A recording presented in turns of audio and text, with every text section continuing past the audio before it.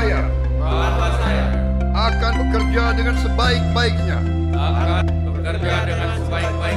dengan penuh rasa tanggung jawab. Senin 21 Oktober 2024, sejarah baru tercipta. Presiden Republik Indonesia Prabowo Subianto mengumumkan susunan Kabinet Merah Putih. Salah satu keputusan penting adalah pembentukan Kementerian Kebudayaan. Dr. Fadly Zon menjadi Menteri Kebudayaan pertama dalam sejarah Indonesia. 19. Dr. Fadly Zon, MSc, Menteri Kebudayaan. Di hari yang sama, Dr. Fadly Zon melaksanakan serah terima jabatan dengan Menteri Pendidikan, Kebudayaan, Riset dan Teknologi sebelumnya Nadiem Makarim. Kini, Kementerian Kebudayaan resmi berdiri, siap menjalankan mandat yang berat, namun sangat penting bagi bangsa Indonesia. Langkah pertama adalah memperjelas identitas. Gedung utama kementerian kini resmi bernama Kementerian Kebudayaan, menandai komitmen penuh terhadap penguatan sektor ini. Tak hanya nama, kementerian ini juga meluncurkan logo baru, simbol kebangkitan budaya Indonesia. Untuk memperkuat kepemimpinan, kementerian melantik pejabat-pejabat strategis. Arah kebijakan pun mulai dibangun dengan pijakan yang kuat. Menteri Kebudayaan Dr. Fadly Zon mengikuti sidang kabinet di Istana Negara, membahas pelestarian budaya dan pengembangan industri kreatif bersama Presiden dan para menteri. Salah satu simbol komitmen ini adalah kunjungan ke situs prasejarah Goa Leang-Leang, warisan yang membuktikan bahwa budaya Indonesia telah hidup sejak puluhan ribu tahun lalu.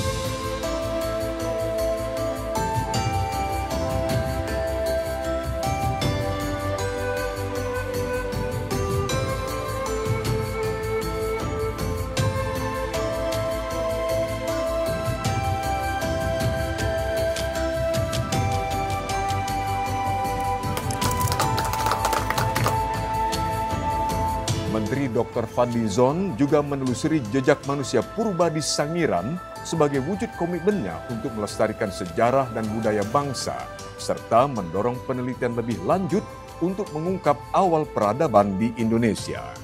Ini adalah national treasure kita, kekayaan nasional kita, kekayaan peradaban kita yang perlu diketahui oleh masyarakat Indonesia, terutama juga oleh generasi muda dan juga oleh masyarakat dunia.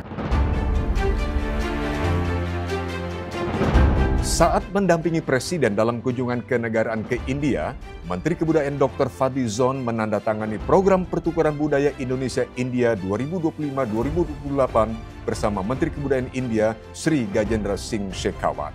Kesepakatan ini mencakup kerjasama di berbagai bidang seperti bahasa, sastra, museum, seni pertunjukan, sejarah.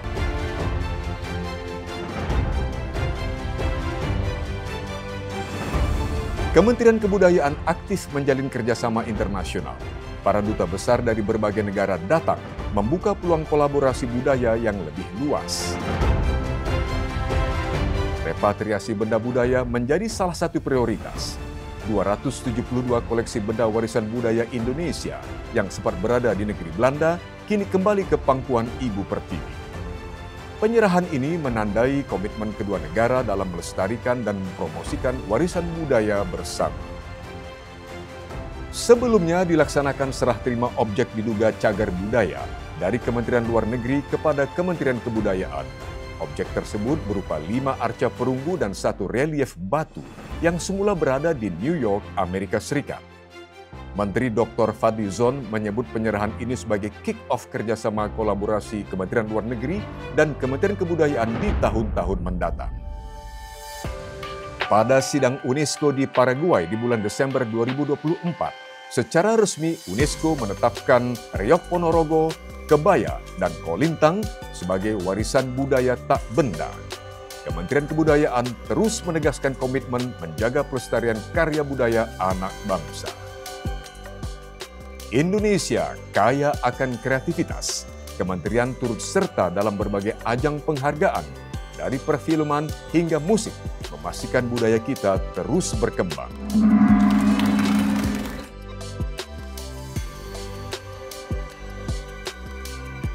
Di dunia akademik, Menteri Kebudayaan menyampaikan pidato ilmiah di Fakultas Ilmu Budaya Universitas Indonesia, menegaskan pentingnya riset dalam kebijakan budaya.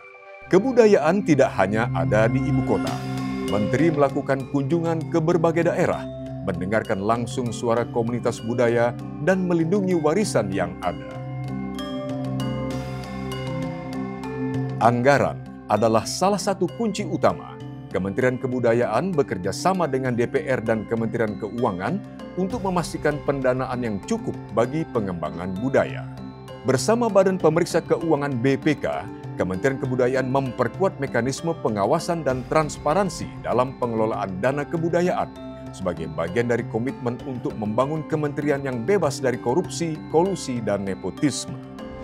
Menteri Kebudayaan juga mengadakan acara ngopi pagi sebagai sarana untuk mendengarkan aspirasi dari para insan budaya, termasuk sineas, musisi, dan seniman. Dialog ini bertujuan untuk memperkuat kolaborasi antar pelaku seni dan budaya dalam memajukan kebudayaan Indonesia. Tokoh nasional Hashim Joyo Hadikusumo kini menjadi bagian dari Kementerian Kebudayaan sebagai Ketua Dewan Penyantun Museum dan Cagar Budaya, membawa visi baru dalam pengembangan kebudayaan. Budaya adalah cerminan zaman. Pameran seni menampilkan refleksi sejarah, termasuk dari seniman legendaris seperti Hardi. Dalam 100 hari pertamanya, Menteri Kebudayaan Dr. Fadlizon telah mengunjungi banyak museum, situs bersejarah, dan berbagai event budaya untuk mendorong pelestarian dan promosi warisan budaya nasional.